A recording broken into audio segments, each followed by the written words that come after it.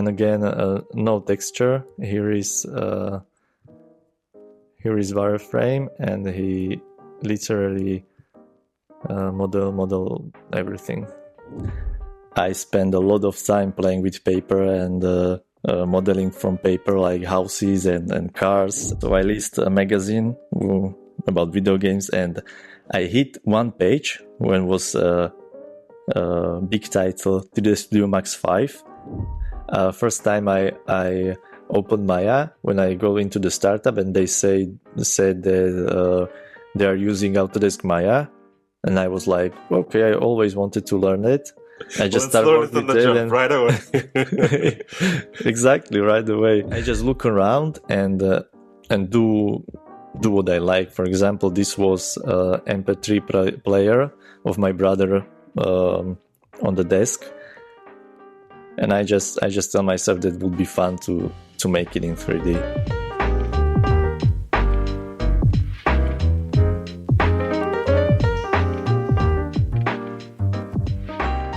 Ondrej, so yeah, first of all, again, thank you so much for joining. This is very much anticipated conversation for me. Let's dive right in. I'll do like a separate introductions in the beginning and like a recap of what we are doing at the beginning of the session. So don't worry about it in the first place. So first of all, kind of for the audience to know you better, right? Can you do like a brief introduction of yourself? What's your past experience? What you've been doing lately? Okay, so right now I am environment modeler for not directly for CS software, but for American Truck Simulator via outsource company. And I was working 5 years in startup where I was modeling human anatomy for virtual reality, for VR. Like actually it was for mobile as well. So the cardboard or something like that. So it was pretty hard for optimization. And I don't know, should I say something more? Well, it's really up to you. I think that once we'll dive into the topics, we'll share some additional insights. I think that will. It's very basic what I said. Yeah, but that's what we need, right, for the audience to hear where to start. So, what was your first encounter with 3D? Like, let's probably start from the very beginning. Like very, very beginning. I would say yes. Like it's, okay. Sometimes it's, for you, it might be like 10 years down the road, 20 years down the road, but for someone else, it's just getting started, no matter the age. So, well, a lot of people say that many 3D artists start with paper models, from magazines, and if you know that. So when I was a kid, 7 years, 6 years old, I spent a lot of time playing with paper and modeling from paper, like houses and cars. And I really like animation and Disney art and colorful pictures and so on. And when I was 12 years old, I was on vacation with my friends from elementary school. And I liked video games, so I listed a magazine about video games, and I hit one page when was a big title, to the Studio Max 5. And I saw that I actually can make the visual what I saw in video games and in Pixar's movies, and so my eyes was like from manga movie, there's just a little drop in the so a brother, a friend of mine, he bring me CD with 3D Studio Max 5, and I start to play with it. And that's it. Nice. Okay. All right. So that's how you've got your first experience, right? In a nutshell. Hey. Like what actually brought you to creating something digitally in 3D? What do you mean? Like why I choose digital and not clay or something like that? Yeah, like what in fact brought you like to a computer, to a specific software? I didn't know anything else. It was just Studio Max that days, and beside that, I really loved computers and video games. So I spent long times playing Mario Brothers or Prince of Persia first one. Mm-hmm.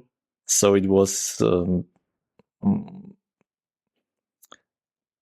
pretty straightforward for me. Okay, I fair enough. already liked computers. Okay, so while we are in this trajectory of your beginning of your career, I know that we also wanted to spend some time to talk about where you've grown, right, and about your career path, like how it's all interconnected for you.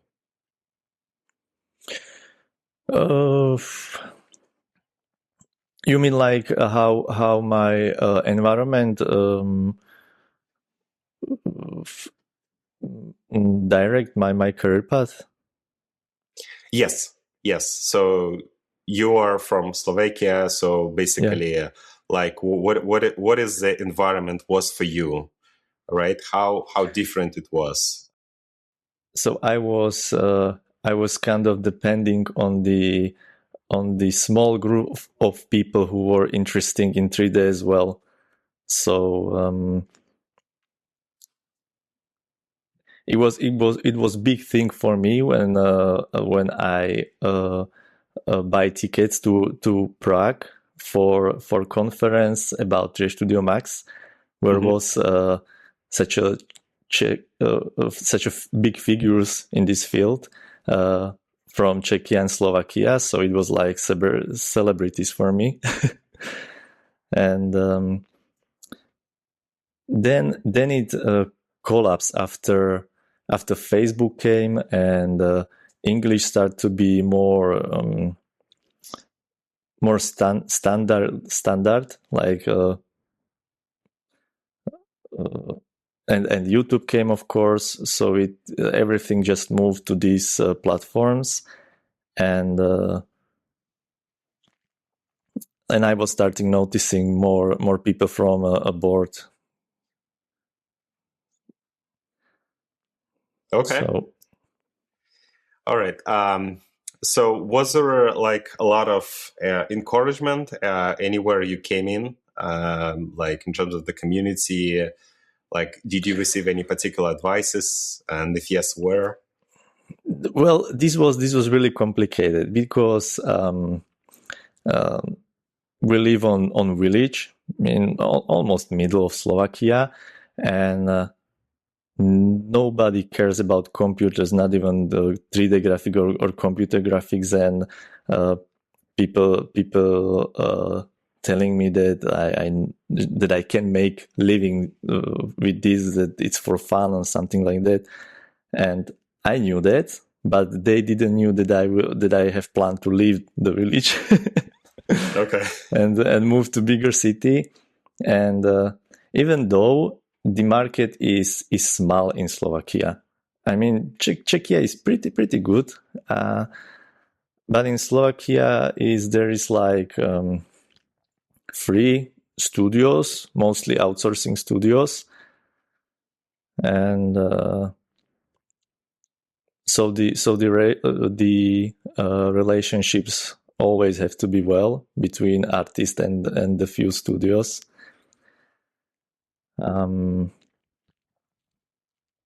But it worked well for me.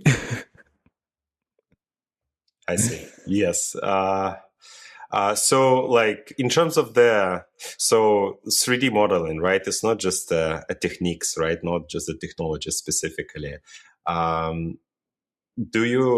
Did you receive any particular like artistic foundation? Like how did you learn the art story of the 3D art? I think that's maybe it can be kind of the talent that I always feel. I feel like space. so I can. It wasn't too hard for me imagine what can be on the other side of some object, or how far it can be. So I think it was kind of a gift that I was born with, if should I say it like that. And I really like drawing. So the technical stuff was everyone can learn the technical stuffs about modeling and texturing and so on. But it's really important what the artists want to do with it, with the skills. Right. Do you have any models that you would like to share, or any specific artwork that we can drill in right now, and kind of to discuss this in a bit more detail? I have more. I can show some drawings and digital paintings or something like that, and also my first renders from very beginning. Let's do it. Okay, so this is my drawings. I just choose few of them.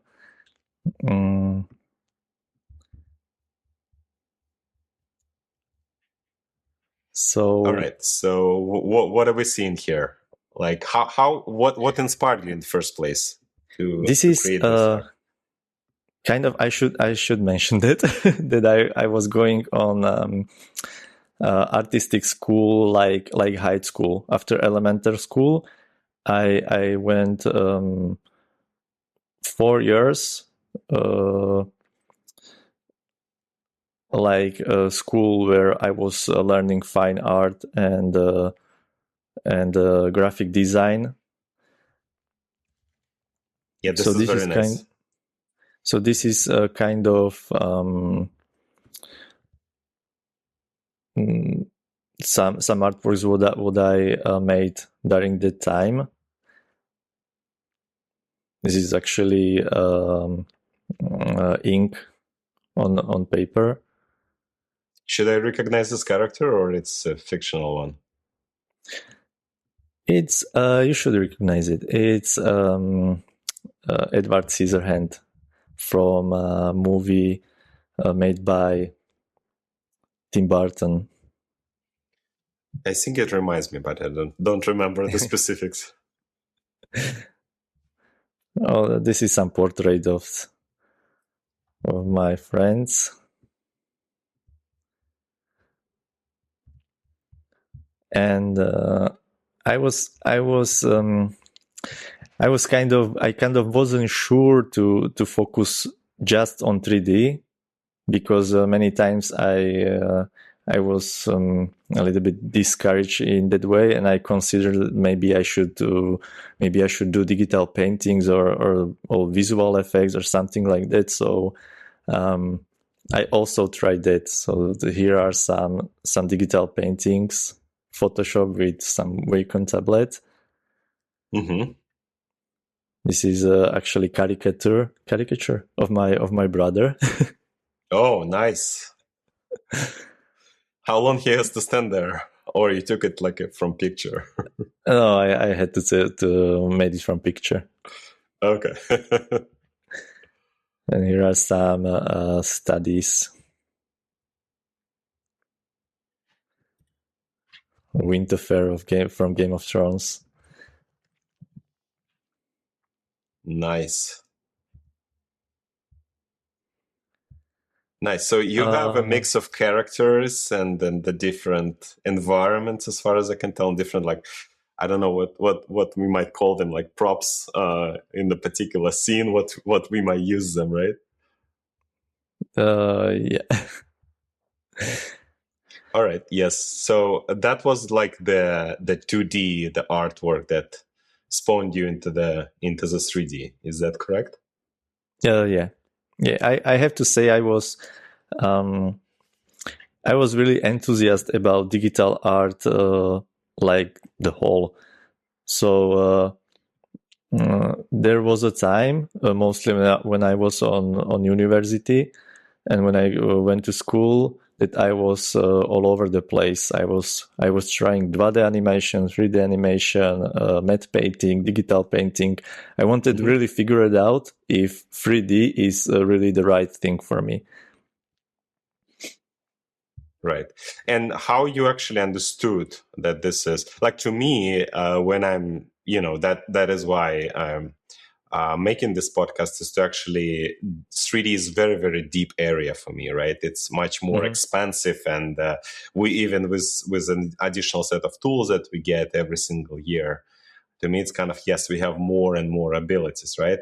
With pencil we are very creative, right, on just playing down paper, but it's still the same tool. So it kind of, at least to me, 3D gives more hints, more ideas of what potentially expansive we can do in this field. Is it the same for you, or it's important things for me was that I can give a little example. When I was watching vector art or digital painting, I never saw exact smooth shadow on different objects. So when I saw 3D render with path tracing, it was something that I didn't know can be achieved. Like the shadow was smooth exactly. It was beautiful, and that's something what wasn't able before 3D rendering or 3D computer graphic. So yeah, so that was like, it's the same, I would say, inspiration for me. Like what wasn't done before, like it was never achieved before, and now we have more abilities, more ways to see the worlds, especially like fictional, right? You can make your characters alive. Yeah, exactly. And you can make it alive like exactly how you imagine. You have no boundaries. Right. All right.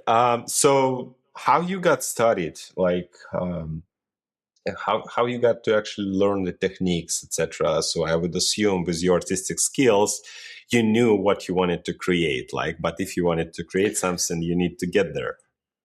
Well, I have to say, learning the stuffs from beginning was really fun. I can show you my first renders. I think my very first render was this this shelf.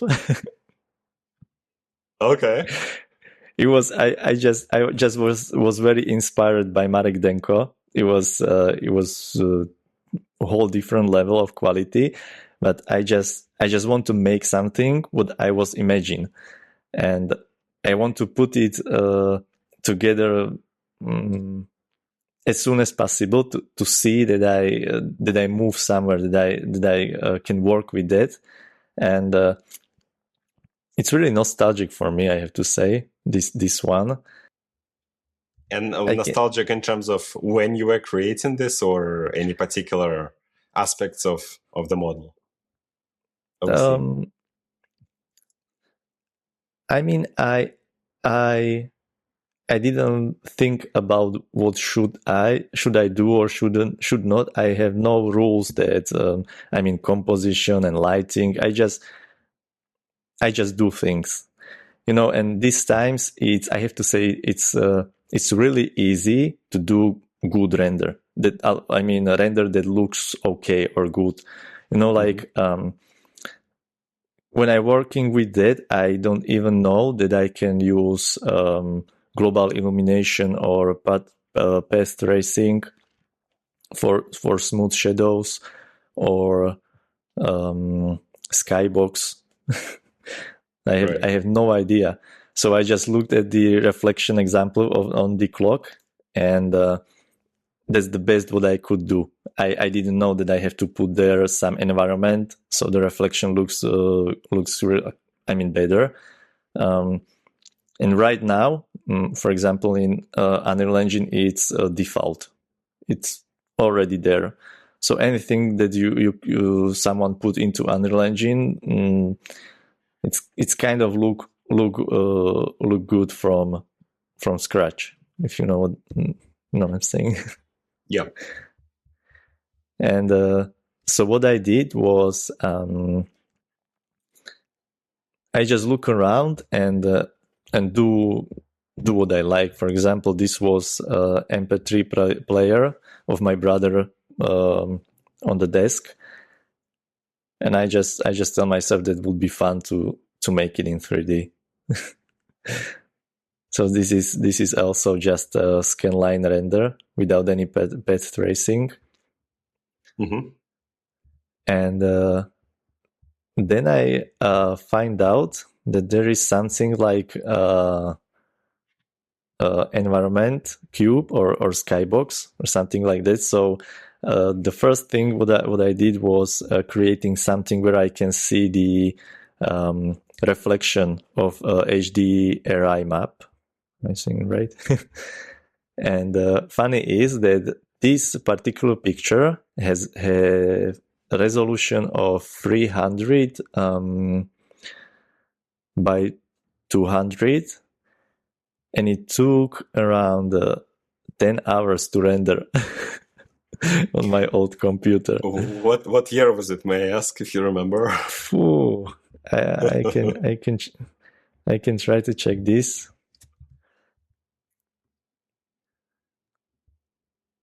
Can be 2006. Okay. Fair enough. Yeah. And it's been done all in Max, right? Or you used any additional tools? Okay.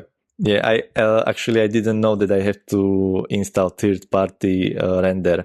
There was just the scanline. Am I remember it right? The name, but later I found out about final render. I don't know if it's still available this time, and I start to play with that. This is actually made already with final render, so there is already seen path tracing, and it's this is actually the standard these days. When you put a model into any render in Blender or Unreal Engine, this quality is actually standard. I have to these days kind of work to achieve something like this. And this is kind of funny picture because rendered because this one I share on CZ SK forum because I was just like I want to create something crazy, something just from my mind. I have no references, and I publish it on forum. So to asking for help. I also wanted to put into the fork alien ship, so it's a little bit funny, and I'm actually really glad that I did it because it encouraged a few artists to help me later with other artworks, and help me to look on the pictures, like what should I notice? Like I didn't notice that on the barrel should be shadow. That's one thing that they immediately noticed me about. So you mean you send it out to the forum and like right away you've got some critics? Yeah.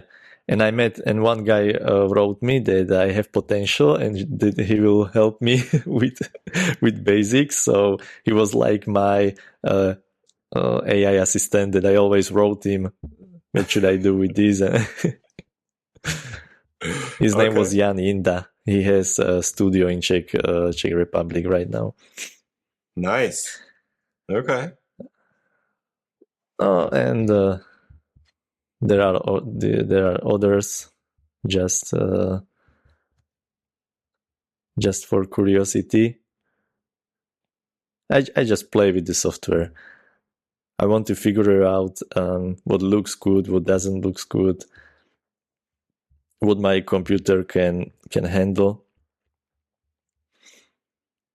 Because I remember that I want to learn ZBrush these days, and I install it, I open it, and I realize that ZBrush needs at least HD or full HD monitor.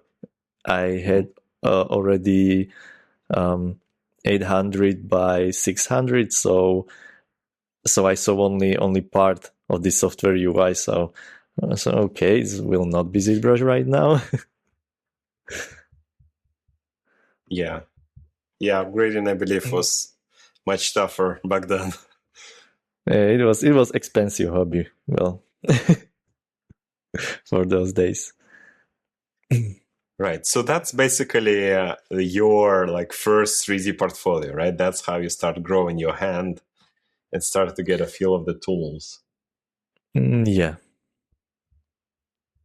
And how long it took you to achieve through like what you might call graduation from junior level experience, knowing the tools of how to make things render?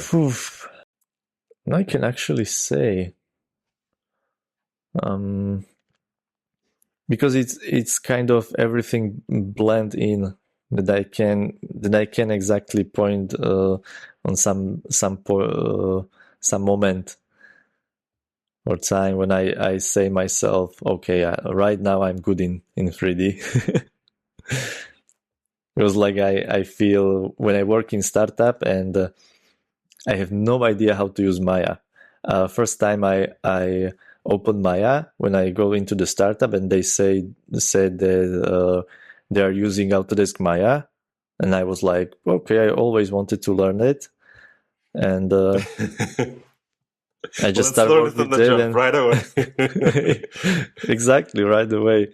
It was like, I would say if it's important to understand how actually 3D graphics works, and what tools to use, what is vertex, what is polygon, how it acts, what shader, and if there is the knowledge, it doesn't matter what tool you take into hands. Okay. So you said you've been working for a startup. Is this something that you want to drill in more in terms of sharing the experience? How was it? Like, did it learn? Whoa. Did it give you some additional education, as you said, for Maya, etc.? It was very exciting at the beginning because it was just a few guys in one office, small room, and we tried to create something unique. There was a CEO, or the founder was a guy from medical school, and he kind of likes technology and VR. So he had vision to put it into VR. So it's easier saying than done. We spent there a lot of time, and he gained money from investor, and the investor was he had to make presentation every week, I guess. So many times we just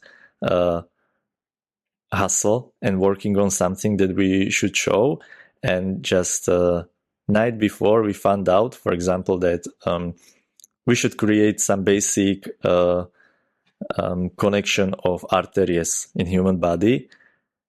And then we find out that when we turn on skeleton and the muscles and the arterial system at the same time, it goes through each other, and it was big problem.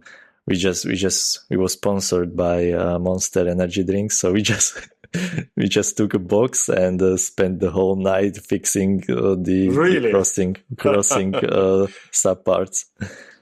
Okay. I never been so exhausted in my life. So it was good and bad, right? As Yeah, always. it was really fun. As I said at the beginning, it was very friendly environment. We went a lot of on presentation on festivals, and we talked to interesting people from Slovakia, and we grow slowly and steady. But later the startup mood or workload or workflow, that's not long term sustainable. So after 3 years, I start to feel that I'm just tired. So in terms of the medical environment, and I'm assuming you had to learn how to do anatomy well, and this is probably not something that you can do with just your imagination, right? So Yeah.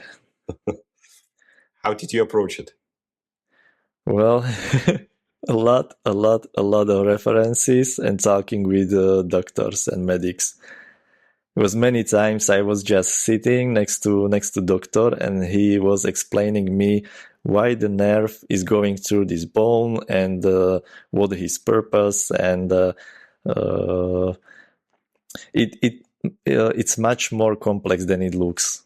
Like there are specific places that I marked where the human muscle have to be connected to bone, and which way should artery goes, and well, I mean, in that times I really have to learn how to learn. Yeah. That's why I'm asking. I can only imagine. Human body is a very insanely, I would say, complicated. Yeah. It wasn't artistic anatomy at all. Okay, what is the difference? Difference, artistic anatomy is more fun, is more aesthetic. So you are focusing on just shape of bones, shape of muscles, and some arteries that are on the surface, I would say. With medical anatomy, you have to separate every system into subparts, and you have to separate, for example, on subparts bones of skull, which is very complex, or we have to create it such a fascia around guts and stomach, which was really complex. If someone would look at that, he wouldn't get his head around that. It takes a really long time to just spinning it and analyze what's the shape actually. Right. But in terms of the actual sizes, like how do you know that this is an absolute size? Like, have you tried to reconstruct the actual size differences of like such small arteries and objects in 3D? You mean like measurements or scale Exactly. of the? Yes. How to actually properly reproduce, because I'm assuming you cannot just take a reference, because reference would already skew some, like if it's a picture. Well, we have to. It's like layers. We had to start with skeleton, which was in the right measures, and then we add muscles. Then after muscles, there was fascias and organs, and then was arteries, nerves, then lymphatic. Skin was, of course, the last one, and the hardest thing about that was, if you mention the scale, that we have function to actually scale in VR into size of ant and fly through the body. So it was really contradiction with the optimization. Because there was thing polygons, and we have to figure it out how to make it optimized and also look good when it's actually scaled much larger. Okay, so the most important piece is layering, right? That's how you understand the actual scale of one object compared to another.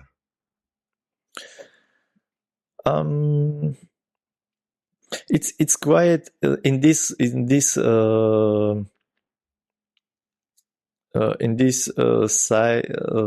way it's quite easier when you have already the skeleton.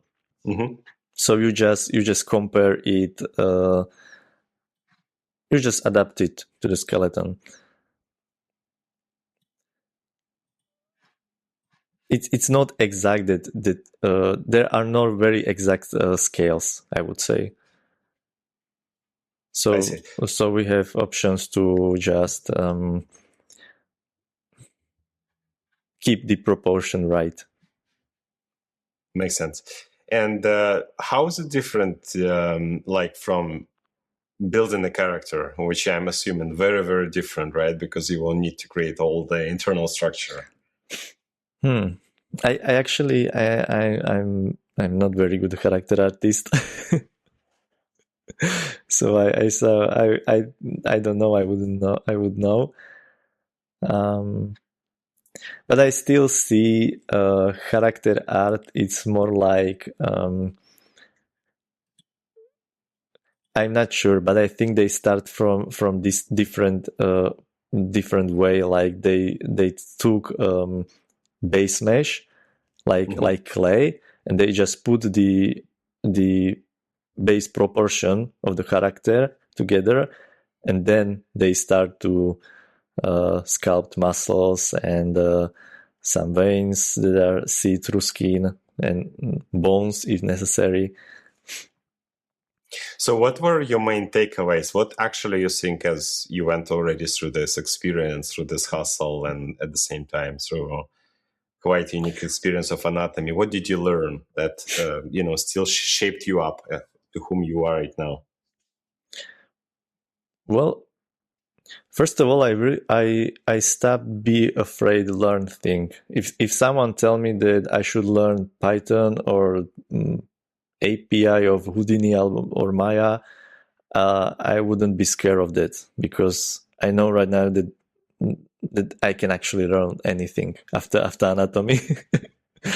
And also I learned to think. Elon Musk mentioned that in first principle, that I had to put away everything what is not important to actually achieve the most straightforward way to the specific goal. Because of the time, especially, right? As time collapses, you see more. Time and few people. It was just 2 3D artists. Some for a while, 3 of us there was. Would you say that if you're working on one project, have you been working like on 2 separate models, for example, or like on one, but still on one scene? Like, what was the collaboration still? Okay, so you mean specifically like pipeline, right? Yes. Yes. So how was this engagement like? Because I'm assuming when you step in your first job, that this is what you never learned like beforehand, as you said, because you were sitting at home doing this with that's just the tools. True. That's true. I didn't have any mentorship on experience managing team, on working with people, so it was the thing that we have to figure it out along the way. When there was 2 people, it's not that hard to manage the pipeline, because we just have to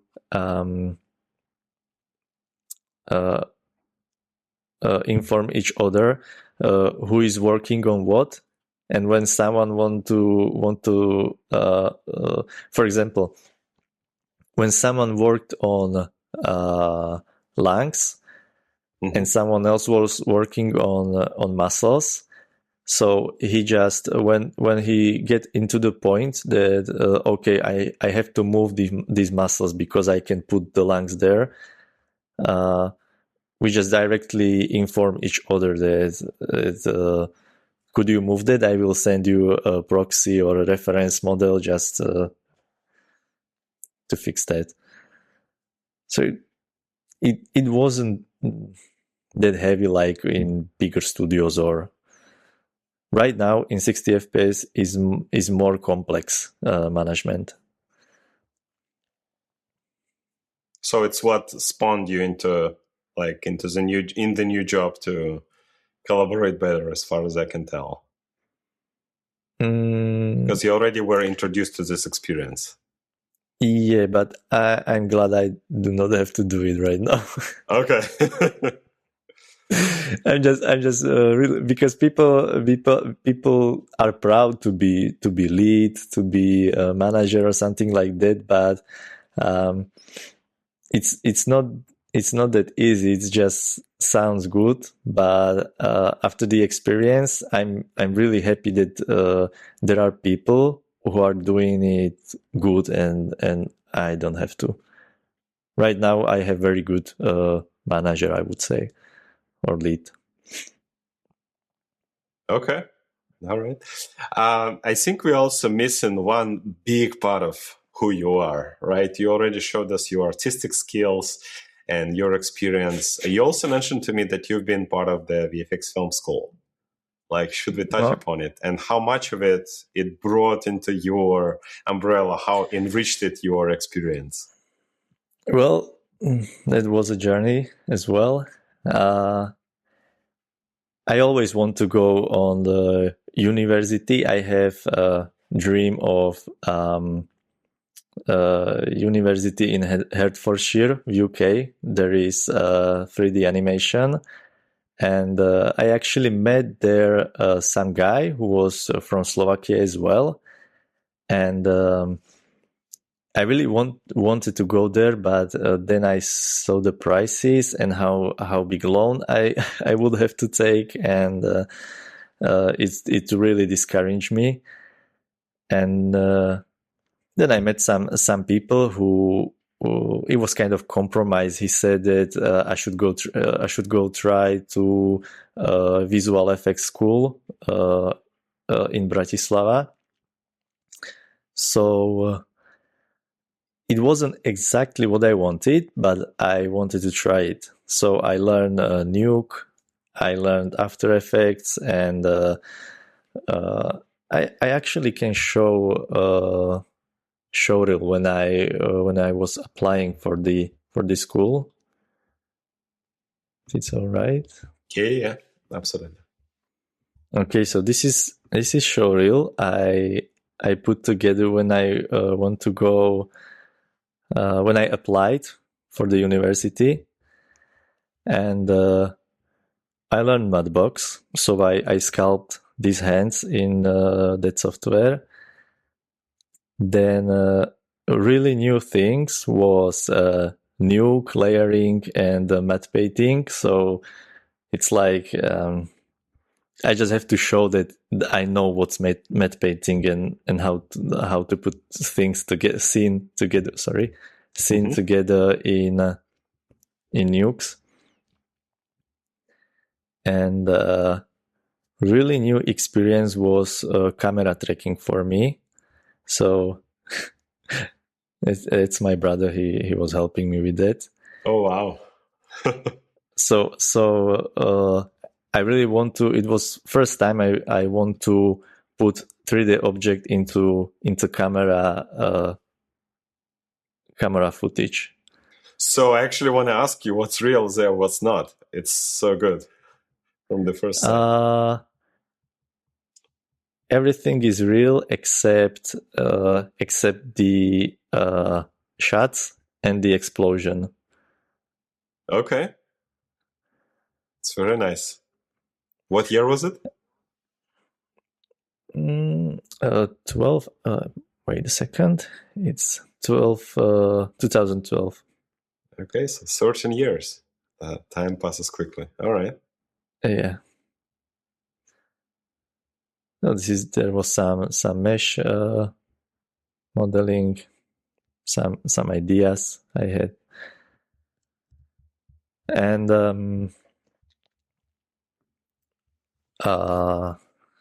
what did they say?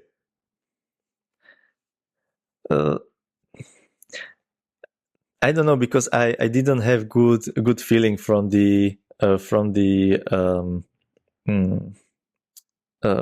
interview when you try to apply to university, but I end up second from probably 20 people. So nice. I think they like it, or the level wasn't that high. So I went there, and I just figured out that I mean, the reason is that I am so strong introvert, that I always focus on the tech, on learning, on the softwares, and I wasn't naturally talkative. I don't know how to say it. It's clear. I didn't used to talk with people and networking. I actually didn't like it, and when I went to school, I was forced. I had to work with that people. Do I like it or not? I had to talk with the people, and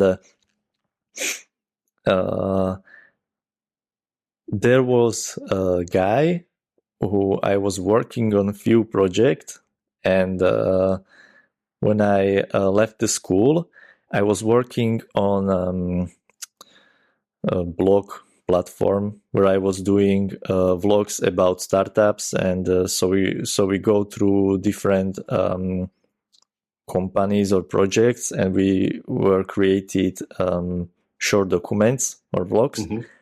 And when we went to the last one, it was kind of iconic.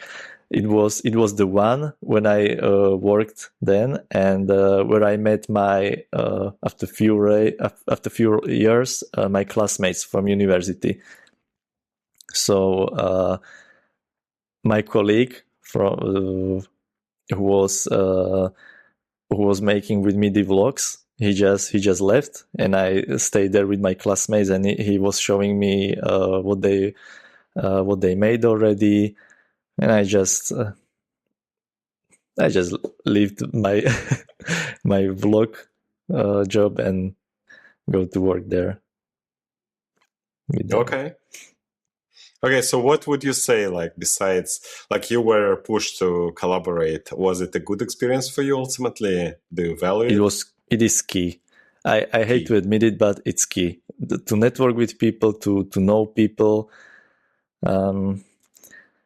I try to figure it out because I always thought it's the communicate with people means to be charismatic and extroverted and so on. And I started to figure it out that it's not all about that people can communicate different ways and know each other. For example, we have online video games. It actually works. So that was something what I had to learn. What wasn't naturally in me. Yeah, it's for the engineers. It's all the same. So I'm an engineer, and you know what? I'm always keep saying to people, it's just not yet that we are as networking as because we all meeting on a job, and we had to meet some very high criteria usually for what we do, and for that you need to sit alone for many years, I would say, to get actually good. But as we grow, you need to, and you understand the value of it. I think the more you go, the tools, as you said, mean less with age, probably. One solution is to have an extroverted partner. in business. That's true. It works. It works, yes. Yeah, I have experience with that. So I have the one classmates. We work on some commercial projects, and he was the one who was talk and do meetings, and I was the one who actually did the job. No, not actually do the job, but work on the project from the technical side. Okay. But we know what you mean. Yeah. Okay. Yeah. So, in terms of the mentors, would you like to highlight any mentors, like throughout, like till this point, like until you dropped out of the film school? Who were your key people? Maybe you created something with them throughout the years. Anyone? I mean, I was pretty minimalistic in this field. You mean like inspiration or people who I directly communicate? I would say let's first talk to whom you directly communicate, who influenced you, like on the real, and then let's talk inspiration as well. That's for sure really, really important. Okay, so I wouldn't say it was mentorship, but first of all, it was Maxeria Forum. It was the small community, pretty underground community, from Czech and Slovakia. So those people helped me a lot, and I have to say I really learned most of the time by myself. Later, I paid a CG Master Academy course with Peyton Varney because it's actually linked with my pivoting from human anatomy to environment modeling.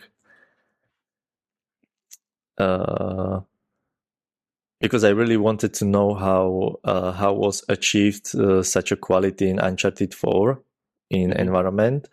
So I take the courses with Peyton Varney, and it was expensive but really good experience to find out. The whole process in every detail.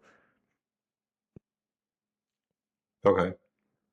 And like, was it a particular workflows that you learned over there, or it's kind of an overall kind of tips and tricks that led you to progress?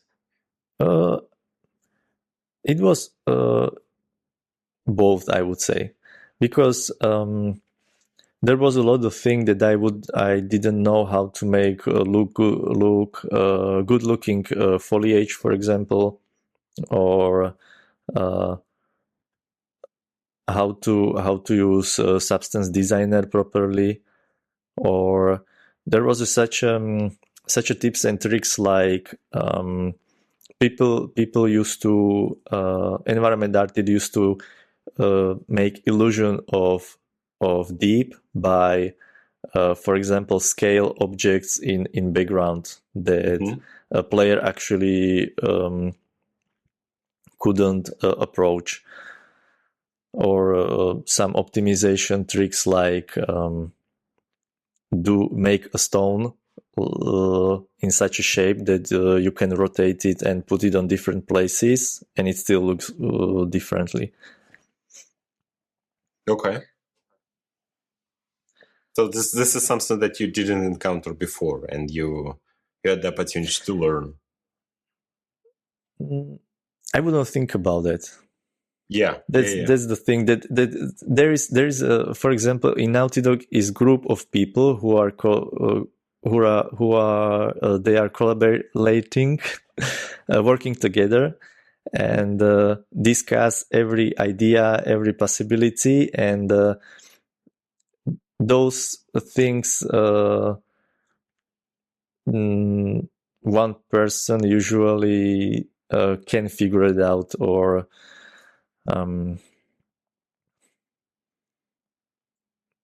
I would say that that's the magic of a group of people working together. There are made really creative ideas So I just want to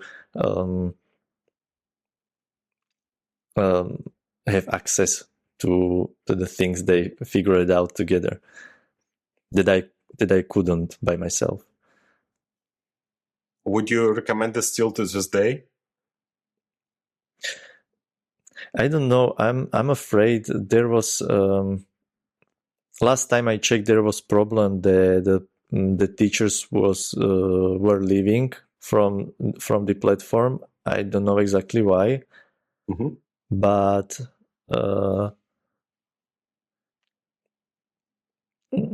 yeah. Okay. It's kind of decision that that the person is seriously about that, because it's not cheap course, I would say. Okay. Any other mentors? Like you mentioned the course, you mentioned a couple of people, like from your day-to-day life, actually sat with you and spent some time, maybe even online. Right now, I have to say not really, except colleagues from current job, from SCS software. Okay.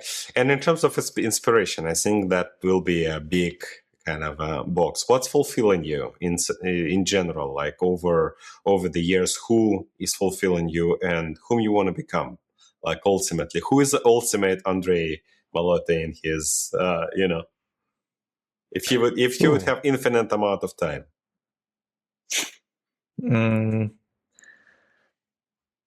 I don't know. I really like what I do right now. It's a great answer. Maybe if I could have infinite time, I would spend it on I would work on some really cool giant environments that players could explore with a lot of. I really like environment storytelling, so that's kind of my passion on vision, I would say. Okay. And so you already mentioned like environment, like how you've gotten to this area, and how much of it is actually different from what you were doing before. I actually didn't know that there is something like environment art specifically. It happens when I bought PlayStation 4 and I played Uncharted 4 for the first time. Okay. And I was instantly hooked, and I just figured out that there is some position like environment artist, and I just, it sounds really awesome, and I wanted to know more. So of course I take the CGMA courses, and I think it's kind of hit my inner child when I was making buildings from paper and those things, because I like man-made structures, and also I always liked the storytelling in pictures when some building was ruined or more or less destroyed. So to you, environment, you're touching upon the architecture, right? Like, is it mostly like nature for you? Like, what kind of environment art are we talking here? I'm not very interested in modeling or creating nature scenery. So I mean, I am more focused on the buildings and the bridges and some props, and I don't want to say hard surface, but man-made stuffs in the environments. Okay. And when you say hard surface, you mean that textures is not what you particularly like? It's hard to define. It's hard to define because hard surfaces are in these days weapons. So yeah. Okay. All right. So let's probably transition towards where you are right now. And and by the way, basically till now, till your transition to 60 FPS, was there any additional assets that you wanted to share or workflows that you learned throughout your career that particularly might be insightful? I learned a lot different workflows when I start to work on American Truck Simulator, and that's actually one reason why I really appreciate the company because they really try to keep the quality of the game and of their company and the workflow because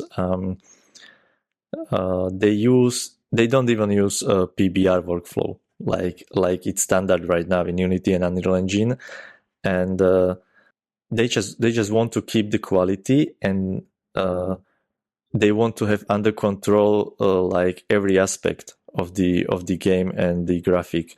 I would say example is we are creating separated meshes that cast shadow. So we create visual and then we create separated mesh that controls just shadows. So it's the reason is optimization and also overall control over the performance and also the shadows. And I can show some of my work. Yeah, I would love to see it for sure. From and 60 FPS. Sure. Mm-hmm. This is one of the first thing I made there. It's a beaver dam. This is actually from the engine already. What engine do you use?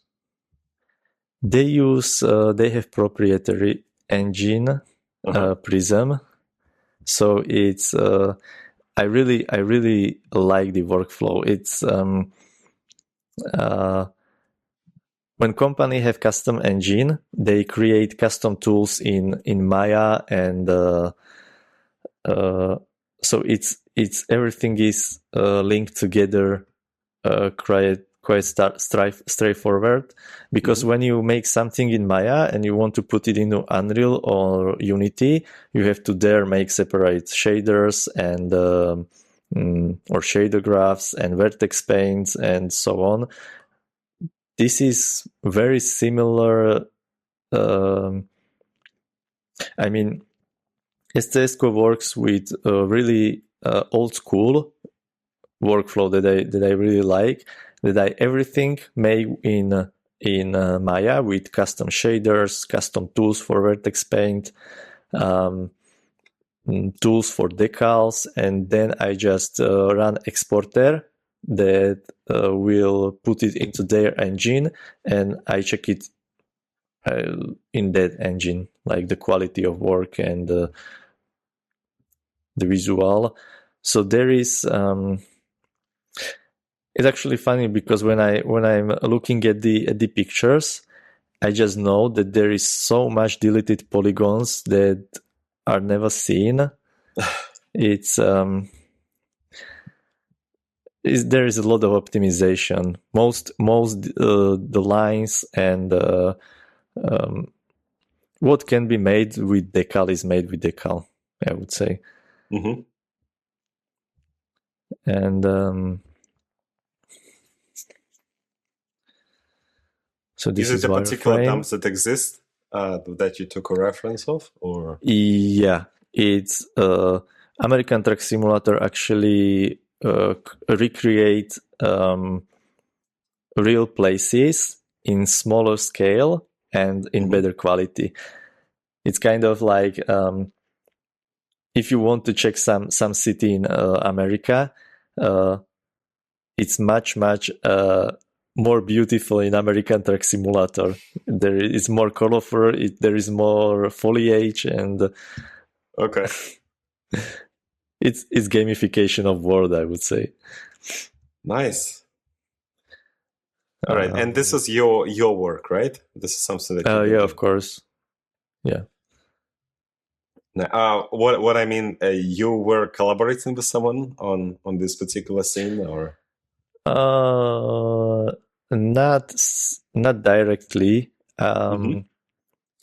I'm using textures of different artists, because there is this is kind of difference between making beautiful picture and actually work on something in studio, because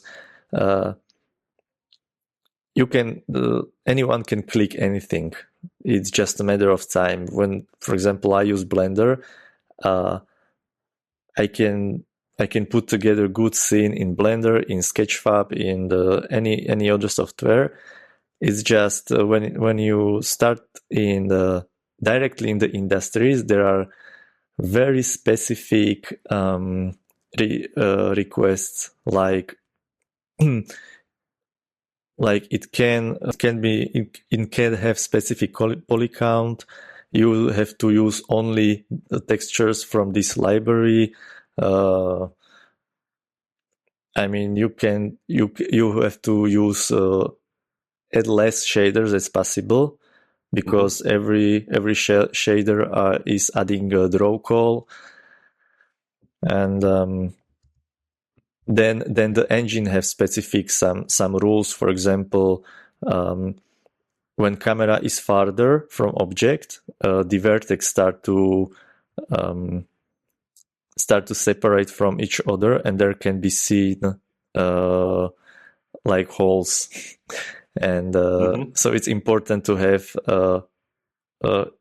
vertex on vertex in 3D models.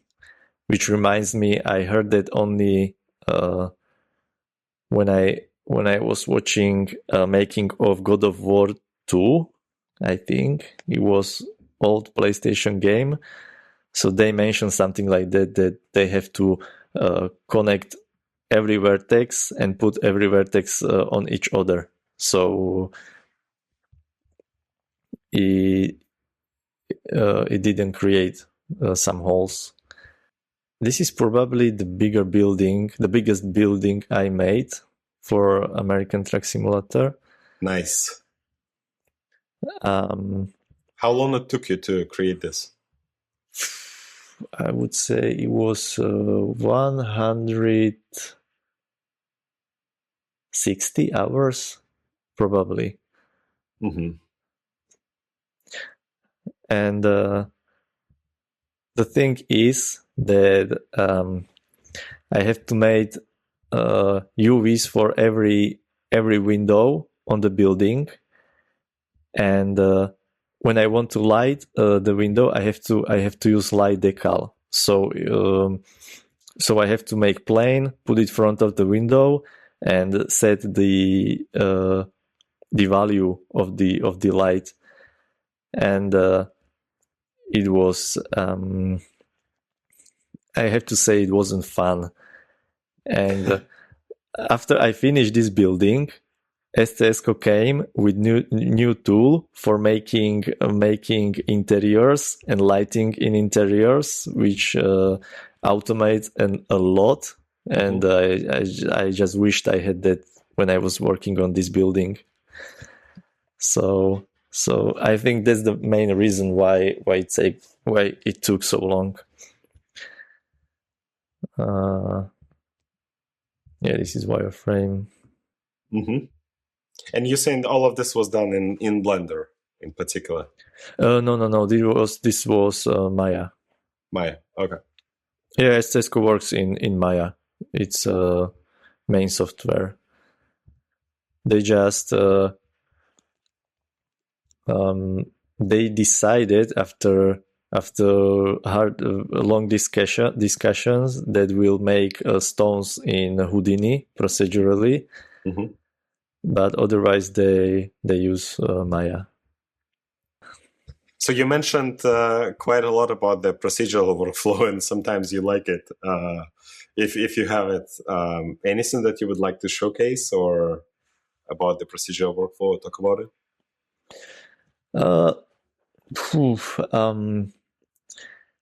I see procedural workflow as only as automation, and I don't like when it's used in way where should be creativity. Like if I model something and I know that I will have to do exactly thing 100 times, I would definitely use procedural workflow. But when I know that each thing may be a little bit different, I think there should be put it manually, because there is a thought behind it. Okay. Since we're in 2025, I think it's always worth asking, do you use AI for your workflow? I use AI as much as Google. For me, it is just better search engine, nothing more. Okay. Are you planning to use it more for any particular use cases? I don't know. I would love to have AI that, for example, I put picture there and the AI will tell me exactly the measurements of the thing on the picture. For example, the building is that height, that wide. Right now, it's not that good. And except the searching and doing research, I see it as a toy for now, especially in AI generated things like images and video. Well, what you're saying is actually makes sense, right? As a tool, you would like to know absolute measurements of whatever you see. And even in photogrammetry workflows, you can embed those in, right? So it would be really nice because it's already automation in a way. If AI could reflect upon some existing buildings or environments and actually give you this information, right? If you were flying somewhere to get this information with a ruler, and now suddenly it's being present, maybe not in the precise way, I think it's a very good idea to incorporate in the workflow. Yeah, I would say it's different in. I think it's different in writing code and making art, because I see like engineering is in his core working on automation, like right. The AI is the goal in engineering, in my opinion. But in sports or art, it's kind of weird because I don't know. For example, the best chess master is AI, but nobody cares because art is communication between people. That's right.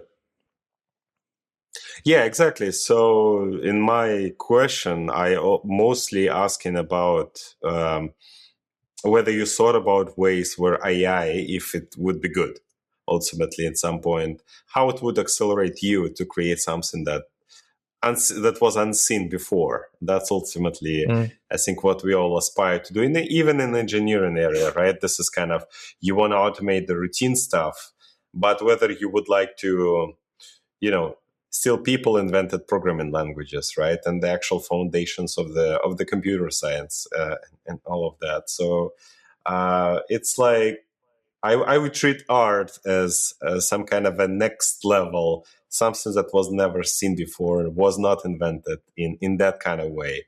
And the rest, as you said, with decals and skyscrapers, if that bothers you, why not AI?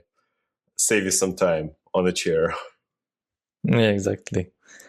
Something like that. All right. So yeah. So basically, this is like a summary. So you are kind of, to position this to a listener, it's gonna be like a senior environments take on Blender, AI, automation, studios, and what actually matters to achieve and survive in this industry. Like the way I tried to summarize it. Okay. Let's see what I can advise. Yeah, so in part one, we talked a lot about your journey, specifically environment modeling, large scale production, like partial, I would say. Right now in the part 2, I actually want to zoom in into the today's artists kind of issues, the tooling, the AI, the automation, how to choose the path without getting lost. Does it framing sound right to you? Yeah, of course. Okay. Yeah, so the first one, I believe, to kind of continue our previous discussion, and one of the topics that you already mentioned to me is basically comparing the freelance and the studio reality. So can you talk more about your freelance background? Well, my freelancing is kind of more specific because I work as company. I have my own small business, so I'm working for from the bureaucratic. Am I saying it right? Part I'm working with invoices, and but I have a steady client. So there used to be freelancers that have that they switch clients quite often. It's not my case. So is there something specific in that question? About the freelancing in particular, I would want to say that what did it teach you that it's still, that it helps you within the big studio pipeline? Okay, so I'm sorry. What did it teach me in compared to big studios pipeline? Yes, that still would help you, or still helps you, like to this day. Well, this is kind of specific in the way that most of freelancers you work alone, like for specific small clients or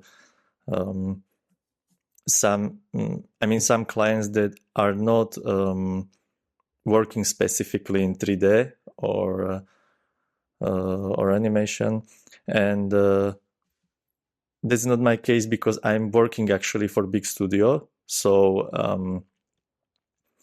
I work with their pipeline, and I have to adapt to their softwares and tools, which most freelancers doesn't have to. They can, for example, they can afford to use Blender, for example. So that's one difference, and what it teach me, and I have to adapt, was definitely time management. But I really like the freedom that I can work when I feel the most productive. But still, I have to take care about deadlines, and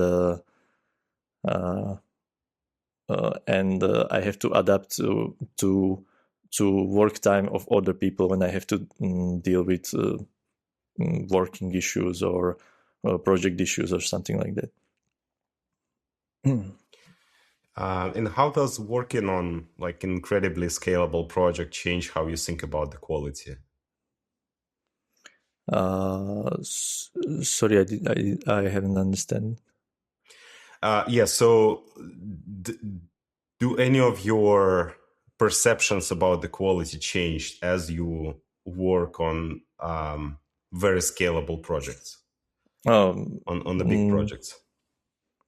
Yeah, definitely, because the thing is, when people learn 3D and work on their personal project, they just can use workflow as they like, and they can build details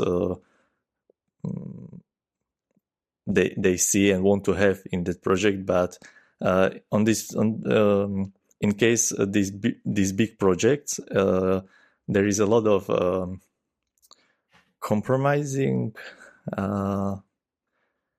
in quality and optimization.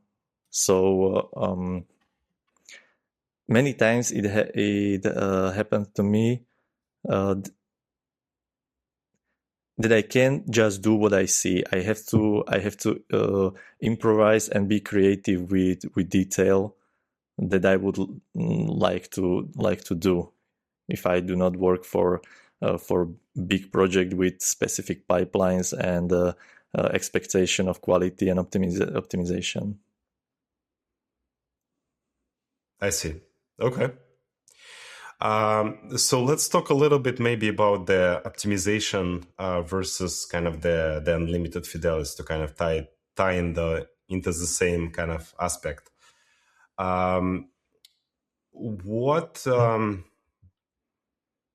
Do you think that any limitations that are imposed on artists make him better?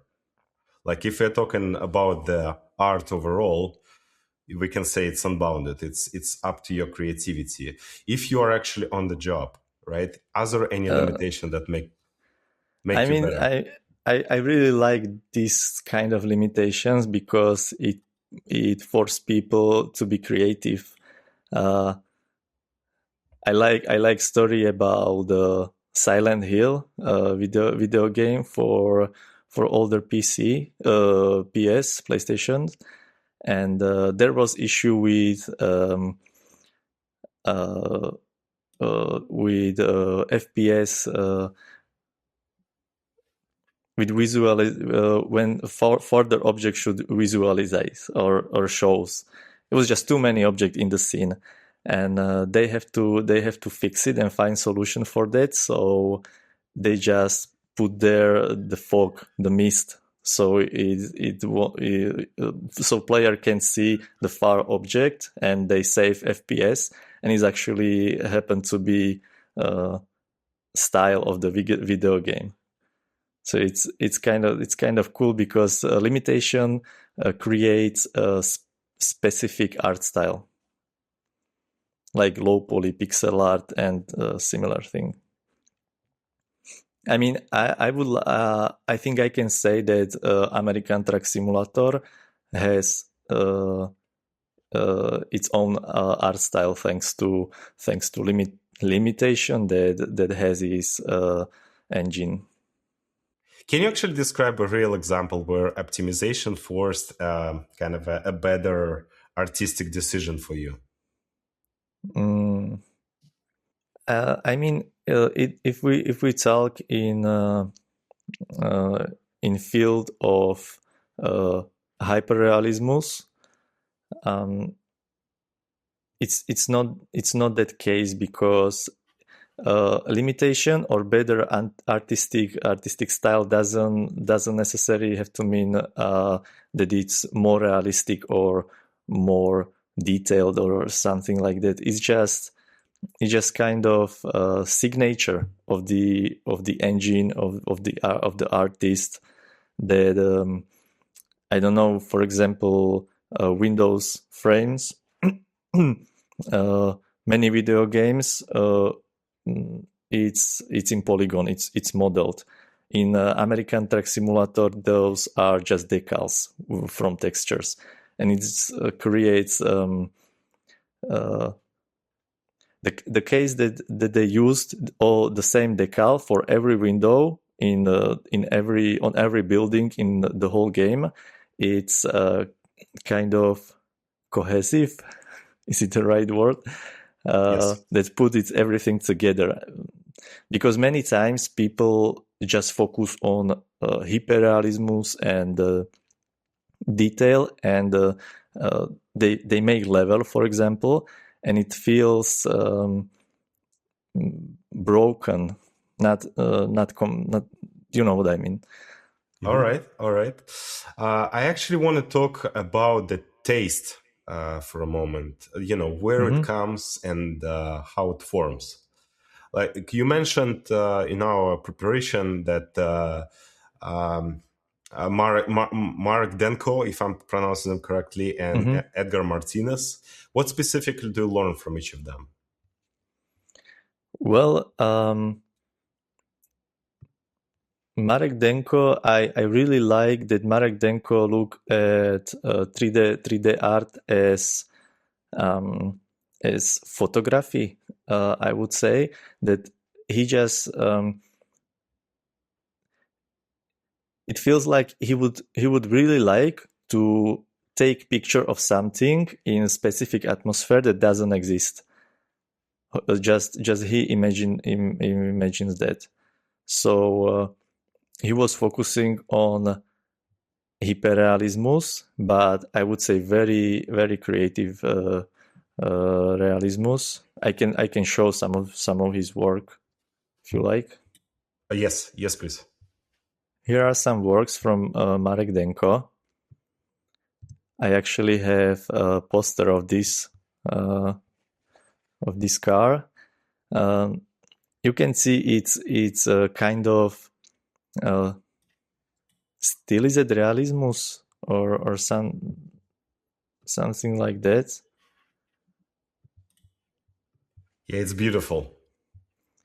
And I think he created it because he really want to see it in how would it look like in real life. And Marek Denko it's a little bit crazy in poly count. So he modeled everything. It feels like every mat on the wheel is modeled. I would, for example, do texture, but it's his art style. But I really like how every artwork he does have very artistic feeling. It create emotion. In my opinion, for example, this is his old work. One of the first he posted on the internet, and I saw.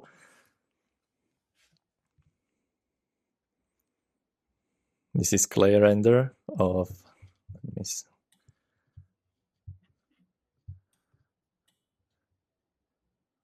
this picture, and this is kind of. It doesn't even look like 3D. It's really hyperrealismus, but it's in my opinion, it's not boring, and it's express the feeling of Czech Republic in those years. Or I can show again this clay render. Mm-hmm. So you can see he modeled practically everything. It is possible that his materials was made mostly in 3D Studio Max, and some ornaments probably in Photoshop. It's kind of old school workflow in path trace rendering, not for real time. So this is his picture when he was living Bratislava. This is very iconic for Bratislava, for the city.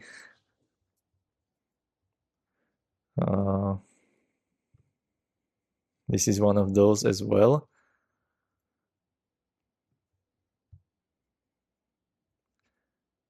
And again, no texture. Here is wireframe, and he literally model everything. This is very nice.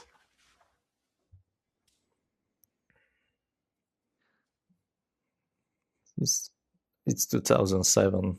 Yeah, it was for that year. It was crazy for us to see such a render. Why did path trace renders motivate you so much? Yes, of course. It is. Of course, there is post-production in Photoshop, but everything is rendered in. I think he used V-Ray. if I remember it right. So this is his picture that express his memories for his childhood and his shelf in his bedroom. I really like the atmosphere, and yeah, this is just a wireframe. And what do you think an overall artist should appreciate in this work, like versus just saying wow? I mean, there is a lot of good composition things and atmospheric, and the way how he understand materials and light, and the thing is that the 3D is just tool for him. So there is a lot of things that he as an artist understand from composition, lighting, perspective, coloring, and other things, that it's not just taking picture, because it's really it's probable, I would say, if he go on this place and just take a picture, it wouldn't look like this.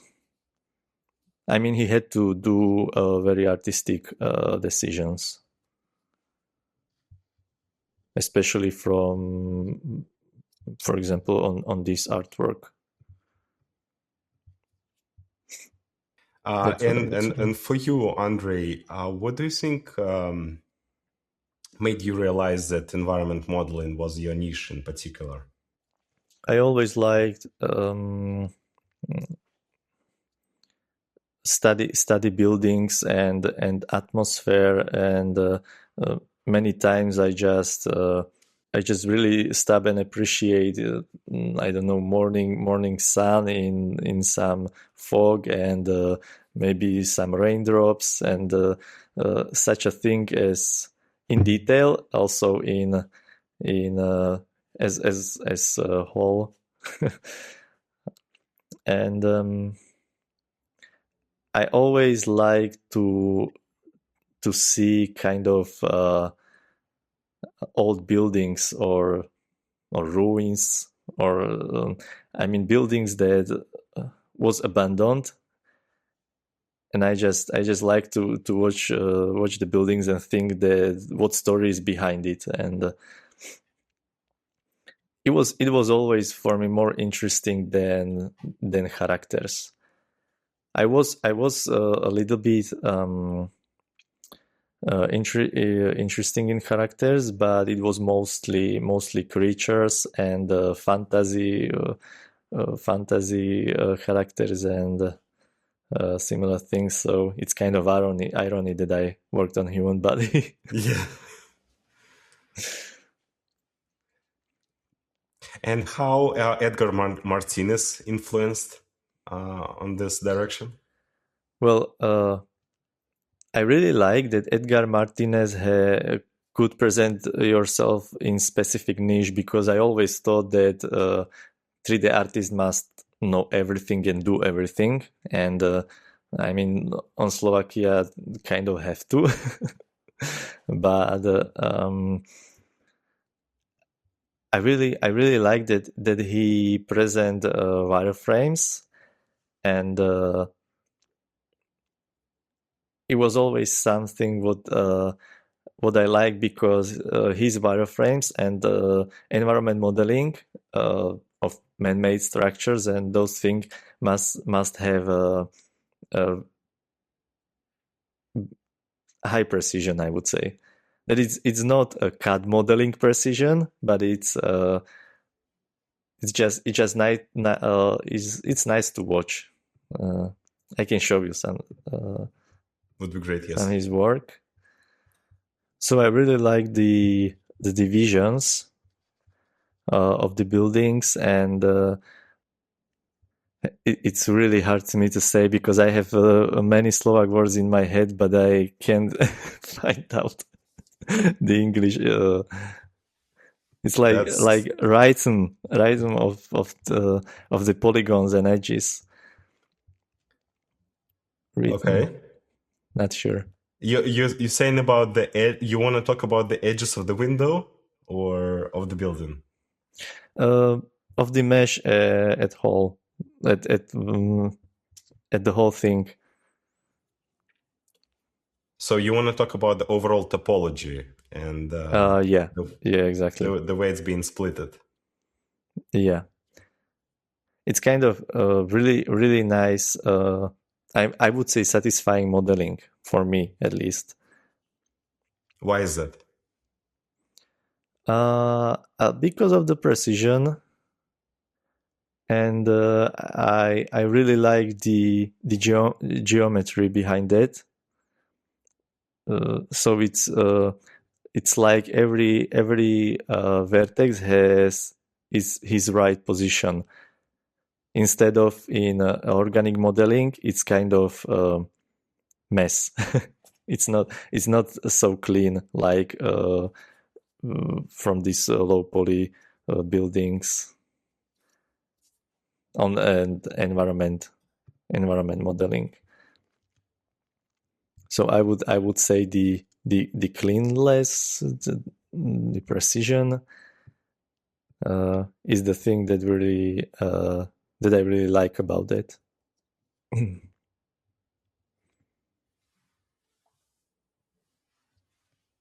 Yeah, it's very, very nice.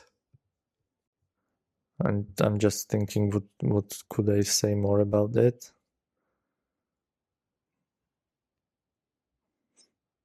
As they say, sometimes one picture equals 1,000 words. So Okay,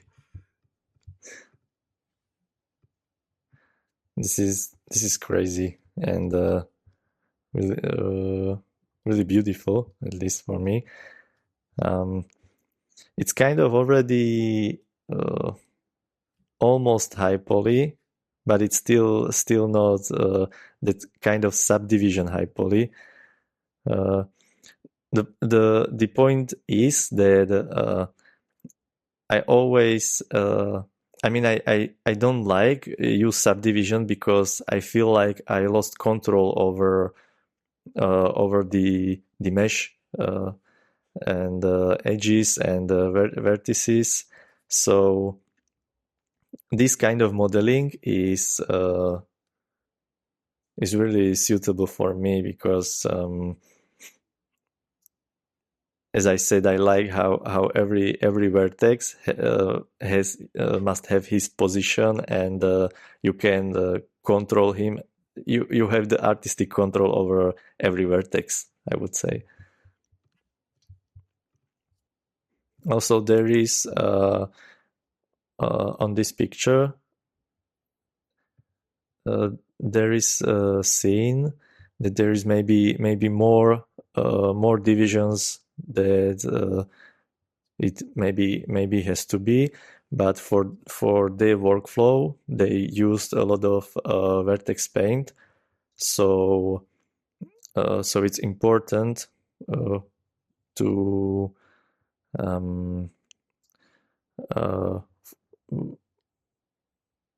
for the number of the division to be there, so they can blend more different textures and cracks and or bricks under plaster. So that's the reason of the divisions. Divides? Not sure right now. I think divisions is the correct one. I'm not sure if it's the right terminology for the artist, but should be fine. It is subdivision, but not automatic.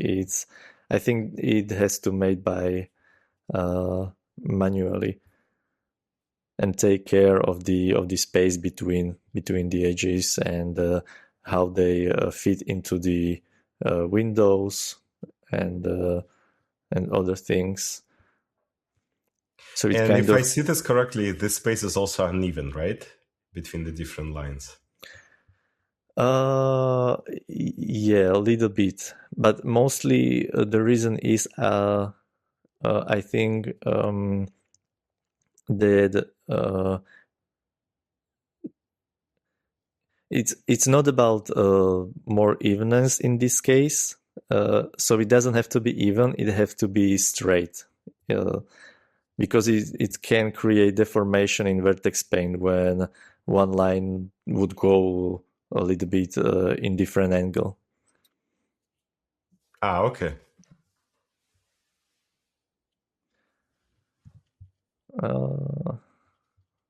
Okay, I think that's what I would like to show. This So is beautiful. this is actually from his render engine. So you can see there is a lot of vertex paint. There is kind of more damaged roof. Then is this I would say dry. Or here is those white bricks, and this is actually decal, I would say. So a lot of the details of the building is put into textures, in compared to Marek Denko artwork.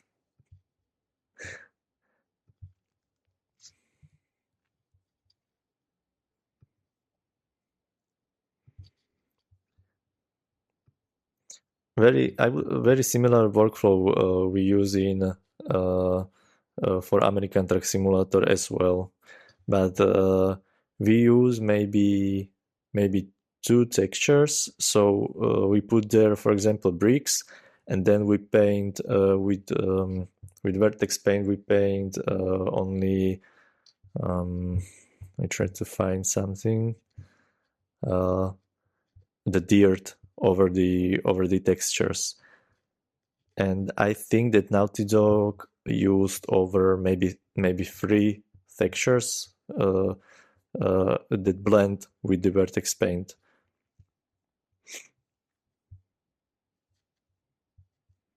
It's like every texture is in different channel, coral channel. So red, green, blue, and the vertex paint just blend according to the color.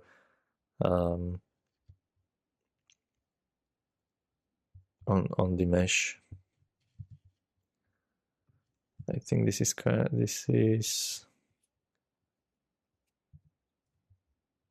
yes,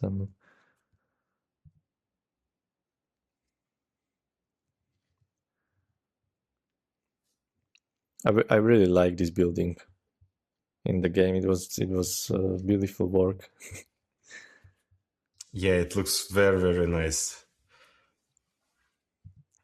Special light coming from the windows. It fully represents the actual room. This as well.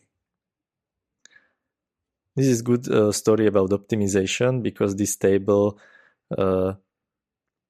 have only 3 or 2 legs. So they, for example, to save some polygons, they put their boxes with less polygon, like the leg, so it cover that there is no leg actually under the table.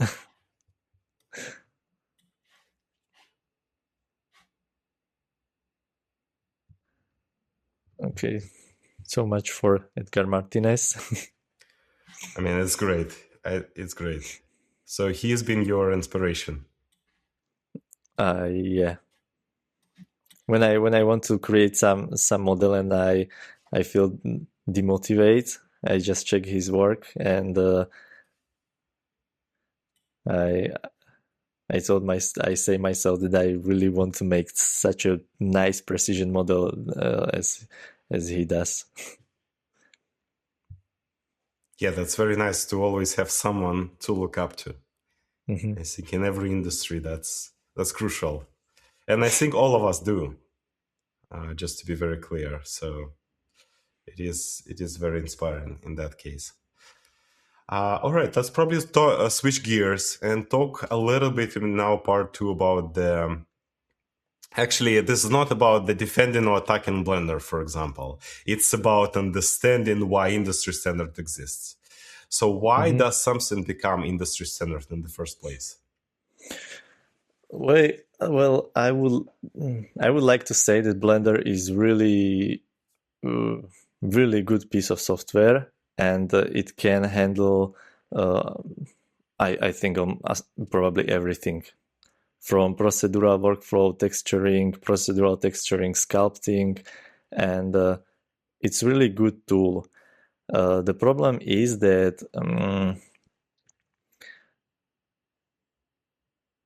it's really hard to put it into pipeline and depend on the software, because many times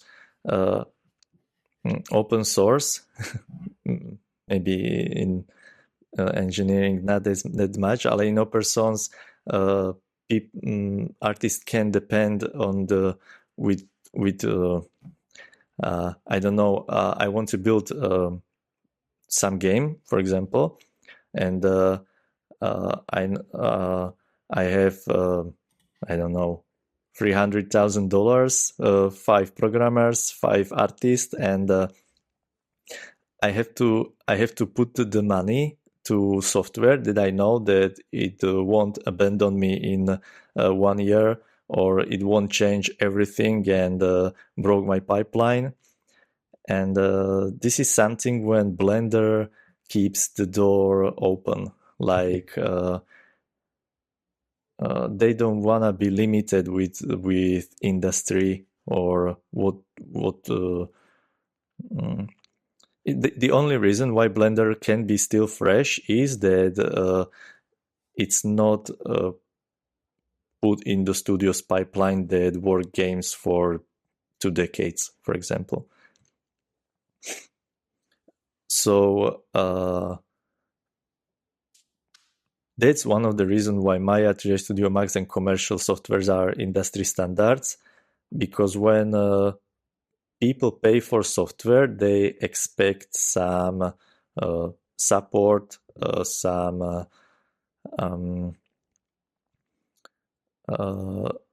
to be sure that it will be backward compatible. So when there is some feature that works in Maya 2016, and now I install Maya 2026, it can just broke everything. It still have to keep some the legacy tools on, or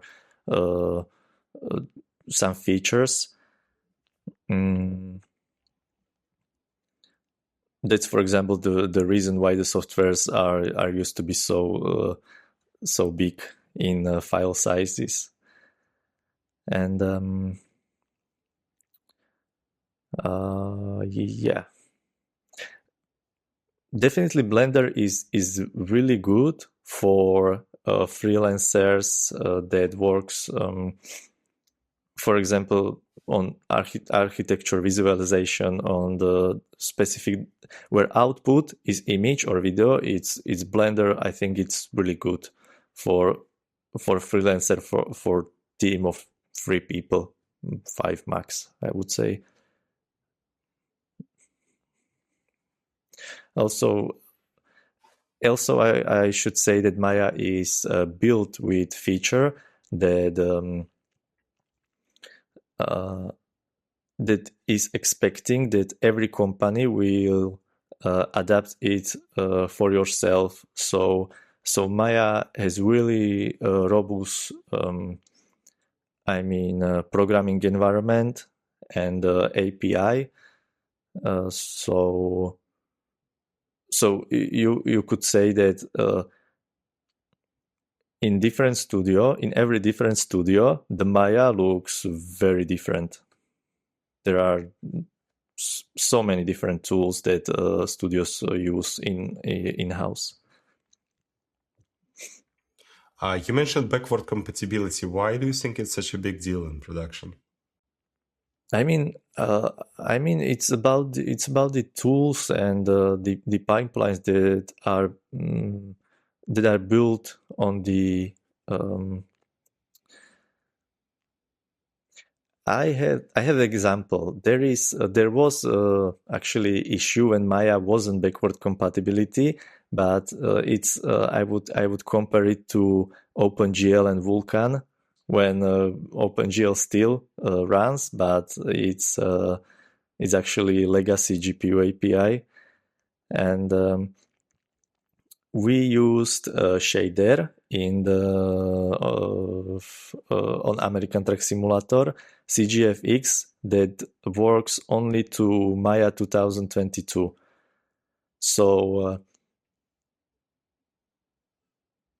just half year before we could switch to last Maya version 2025, because the engine still used the CGFX engine, shader. So that's one example. And always when these big softwares change one thing, it's always really hit the pipeline in the studios, so it's always big deal. So they shouldn't do it very often.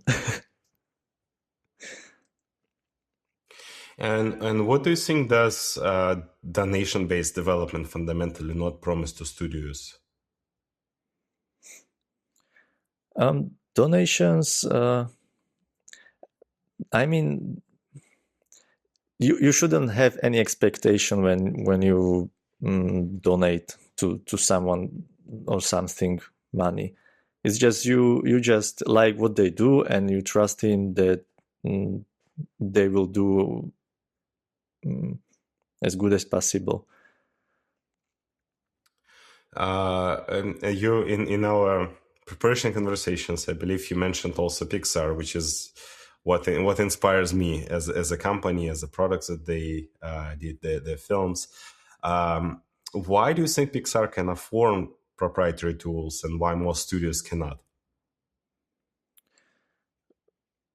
Well, they can, but it's really a lot of work.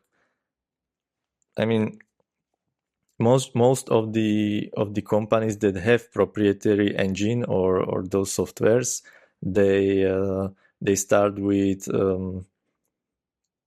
quite big amount of money, or invest with a huge investor, I would say. So I mean that's the reason mostly. In long term, when companies start with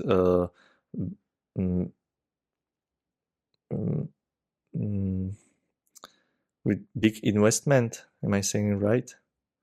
Yeah. They have long-term expectation, and they don't want to spend millions on some softwares that would I don't know, like Unreal Engine, that would take a lot of cut from studios if they sell their game for many millions. So they build their own softwares in long-term perspective that will save a lot of money. I mean, people, some of my colleagues, they will asking that why American Simulator doesn't use Unreal Engine or Unity or something like that, but it's such a big project and big company, and they have revenue in millions. So it's really good that they started with their own proprietary engine. Okay. Yeah, I like those answers for sure. Talking about the automation and the procedural workflows, I think this is very specific to you. When does it actually help, and when does it destroy intent? I really like procedural workflow. It can save a lot of time because it's mostly about the repetition. When I work on something and I know that I have to do exactly the same things 100 times, I really want to use procedural workflow, because I know that it doesn't matter if I do it manually or I do it procedurally, the outcome will be the same. So I think there is the place where would be procedural workflow. And then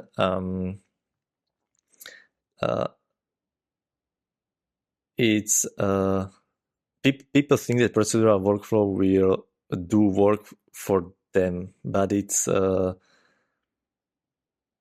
really like that, because it does the automation, but there is still has to be the artistic control. So when I check the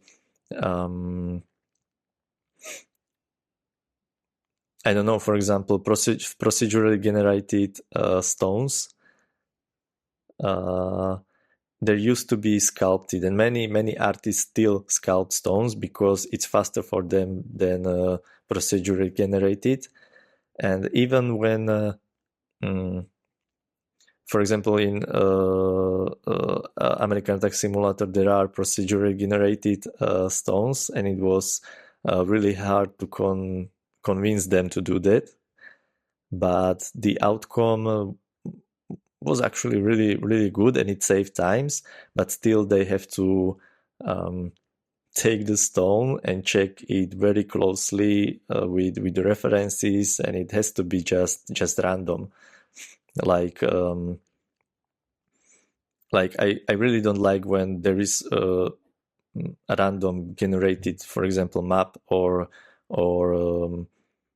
forest or such a big places.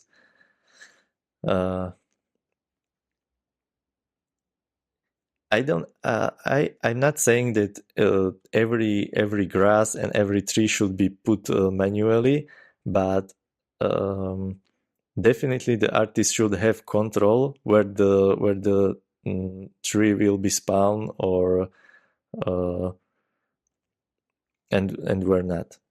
For example, I really liked that in Witcher 3 there was specifically one person who make decision and keep watching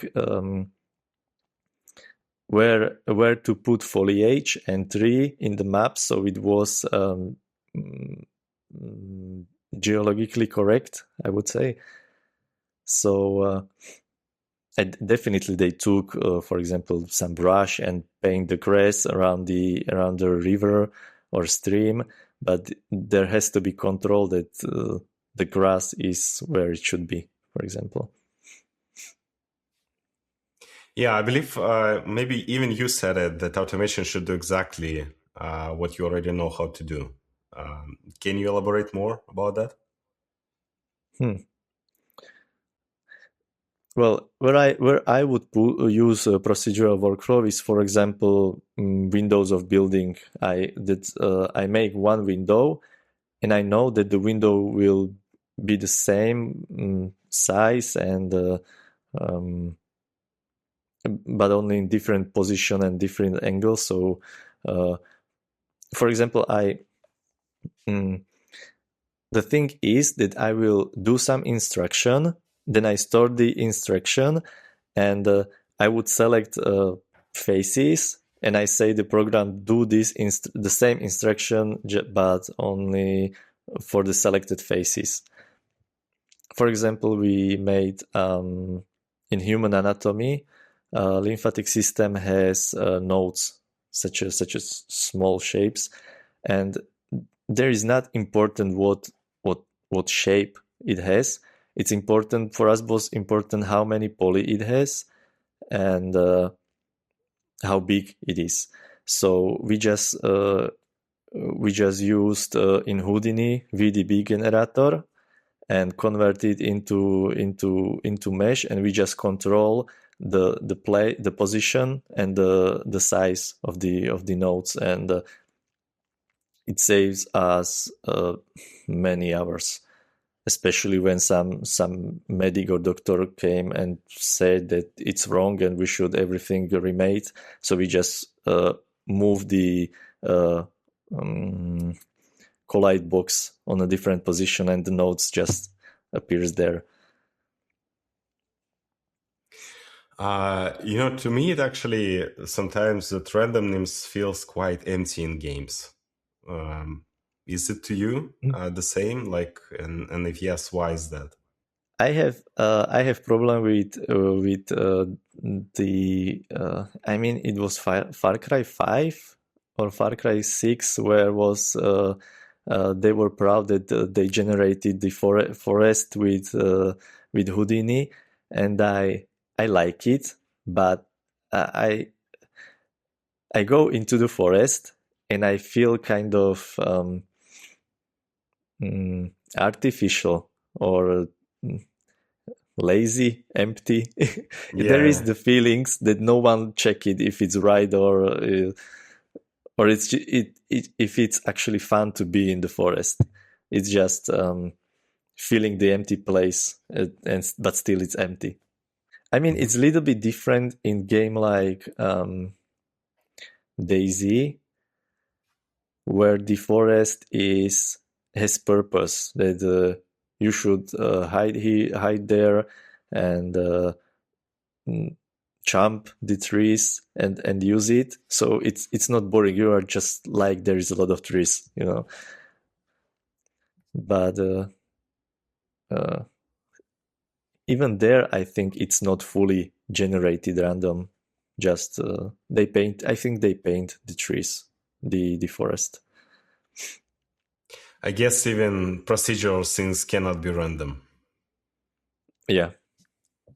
Nothing should be random in art, in my opinion. Right. Why do you think hand place details matter more than the full procedural worlds? What I like is that anything what is you can say man-made. For example, when I take a mouse, so I look at the mouse and I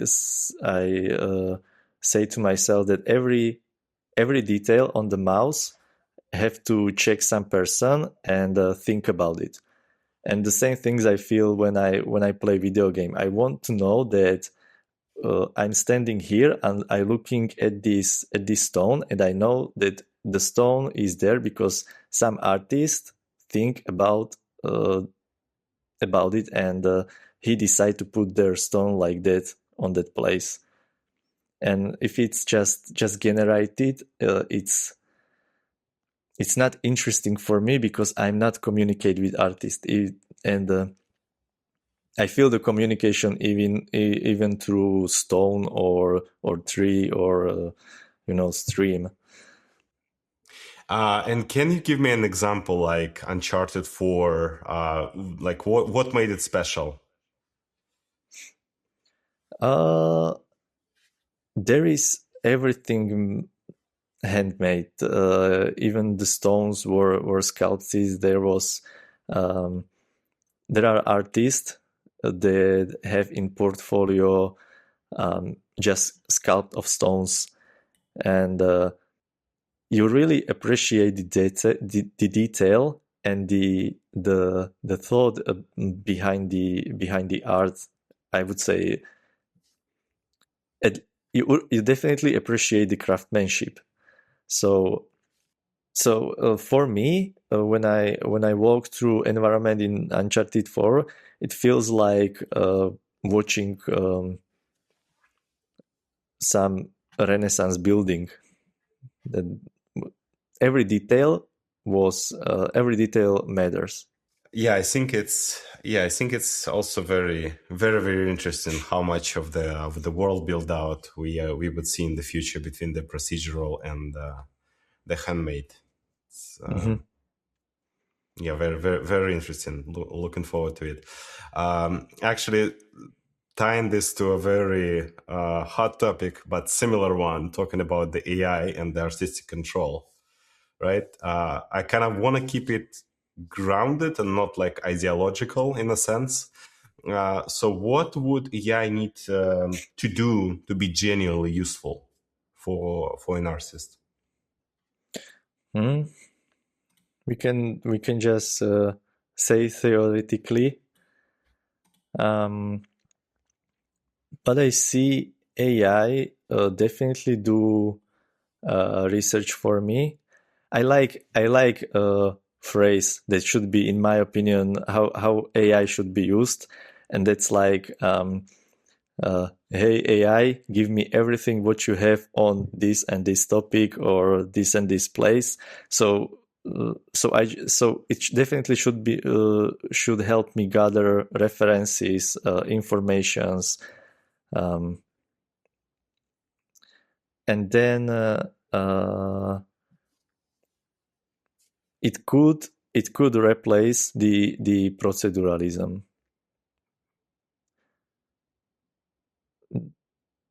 Actually, I think it would be the same, just with different technology, maybe on bigger scale. And how do you think it would replace it?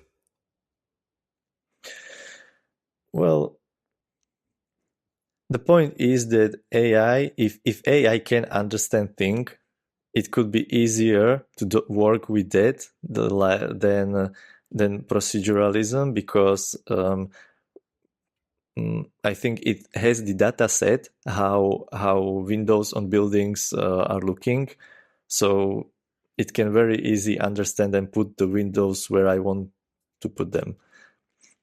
And I believe that you said that artistic control is everything. So where does the current AI fail there? Where it's kind of funny to for me when someone say AI artist. It's for me it is the same thing like someone open Google, wrote there 3D render, take someone from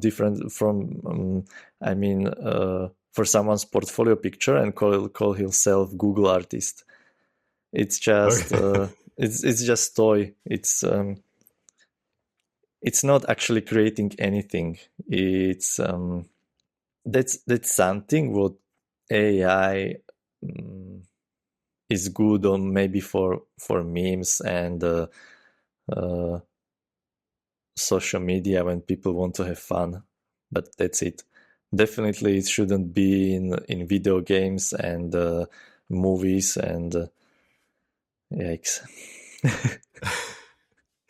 Um, Probably one of my favorite questions that I'm usually constantly asking myself and talking to even back to Pixar. So 3D graphics enabled something impossible before.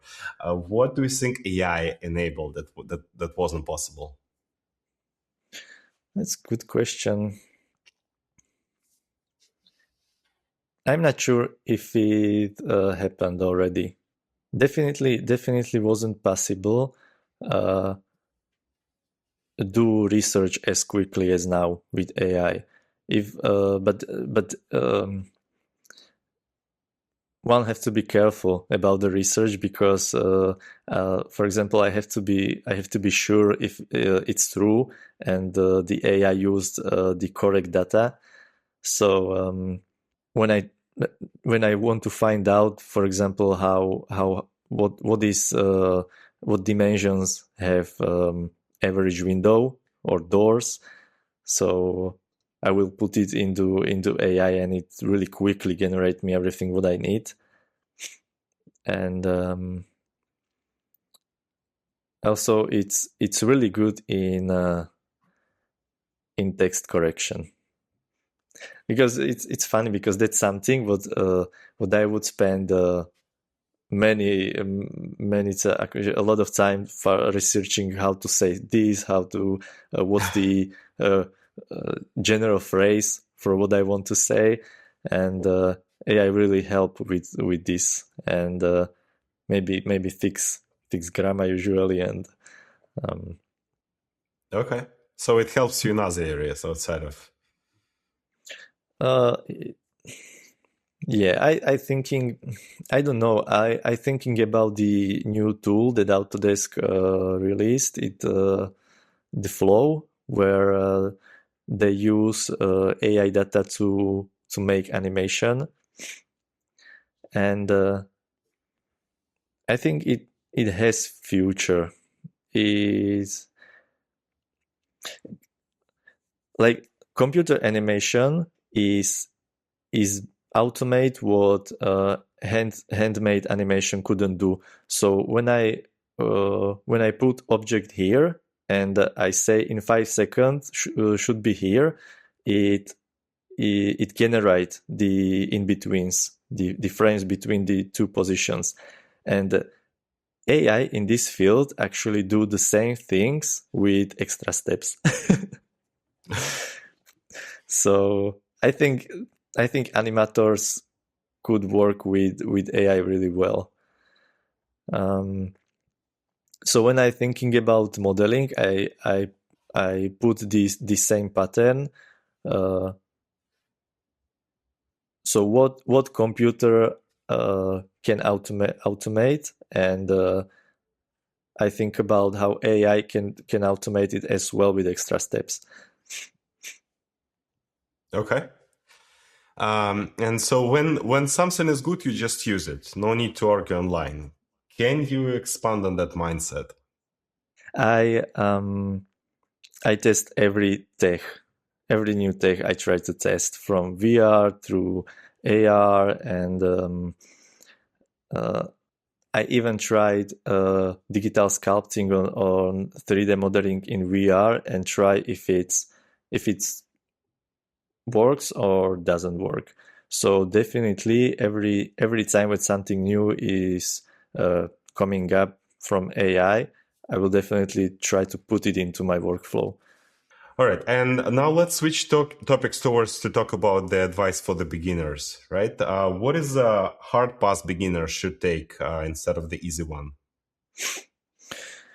Well, if someone take 3D seriously, he should definitely not be emotional about softwares. He should look what is industry standard or what professionals use. He doesn't have to understand why, but there is definitely reason. Because Blender can give illusion of achievement through many generators or 3D asset, texture assets. 3D artists should definitely understand the workflow from scratch. So that's the hardest way to put into work. That's a good answer. Do you think that replicating another artist is a good way of developing yourself? Or is it a trap? I don't like it very much. I like inspiration. So I don't know, when I saw some artwork from Marek Denko, I was like, "Whoa, that's great! I want to try something similar like that, but from my world, from my room, or from my experiences." And replicate. It can motivate at the beginning, for example, to learn some hard concepts, but it's really very important to be different, and an artist can be different only if he's himself. When he share his experience, when he work well,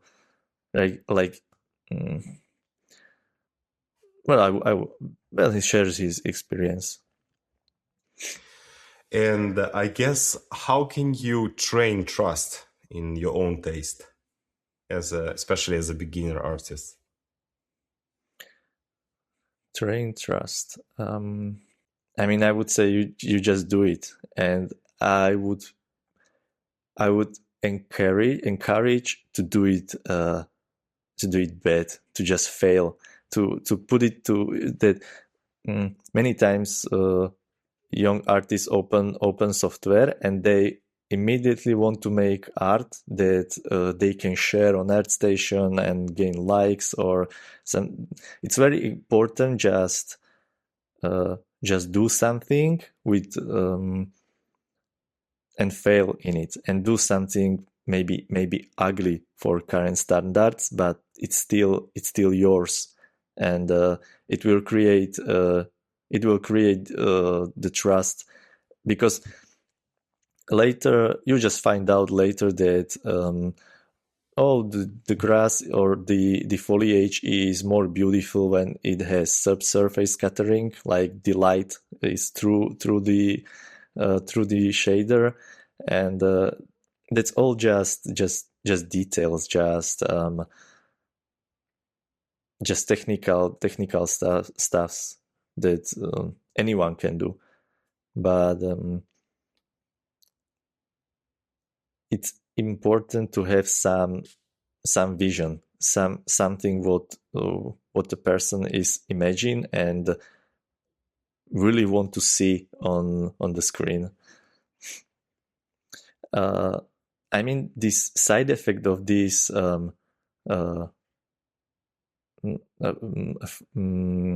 of this fear is I mean, it's kind of sad that I, for example, open ArtStation, I click, I route search stylized house, for example, for inspiration, and every artwork, it seems to me the same. It's like the same house, the same concept, the same shape of windows, the same colors. And when I see something different and I click on the artwork and I open the artist, I found out that it's someone who worked in 3D for, I don't know, 10 years, 20 years. So that's someone who couldn't start with the fear of share bad artwork. And that's the same for engineering. I kind of want to say that, especially for the beginner, that problem solving is more important than making just something pretty, right? Kind of building your own ivory tower. It's not about make to do up. Okay, it's a nice takeaway. Yeah. Okay. And about the overall kind of career trajectory and working with people, I kind of want to touch base on this topic as well. A lot of times you basically said it's not about the tech, it's about the communication, right? Can you explain that? Well, it depends on the position in style that how to communicate. It's what I actually said about the Uncharted or those games, that when I play the game, I communicate with the artist, with the specific person or group of people. So many times I see much more entertaining and much more beautiful video games or movies that was made with really bad technical you know what I try to say. It doesn't look like there are AAA games that are much less interesting than some small games with bad graphic, quote unquote. I mean, with not as advanced technological visualization, I would say. How did your view on networking change? Networking is something what would get someone job. So I think it's really important. As I said, I'm not a big fan of networking, but I have to do the minimum in networking to find the right people, to find to get the right job. And I mean, the people are have very good advantage if they are good in networking. But why isn't being an extrovert the only way? Because many artists are introverts. Well, I like if when studio admit the characters of the people who like to work with 3D, because those are people who like be alone, sit in front of computer and move the vertices, and so in 60 FPS, the studio where I work, it's kind of encourage such characteristic. So it's not like artificially pushed that you have to talk, you have to go on team buildings, you have to be friendly, you can't just have headphones all day and don't talk to anyone. So in my opinion, it's very important. It's more advice for people who own studios, but yeah. What would you tell anyone who wants to make a living but hates self-promotion? I mean, they have to promote sales somehow. It doesn't have to be publicly on internet, but at least they have to store somewhere their artwork and go personally into the studios or call there. What exactly you think they hate to promote yourself themselves? I mean, that they would already assume that someone would know their work just basically by how good they are, or by them already publishing in some other place, like in ArtStation. Here's my work. Somebody's gonna find it. No. I was really surprised that you found me. So I had to be. I mean, every person has a lot of things to do in his life. It's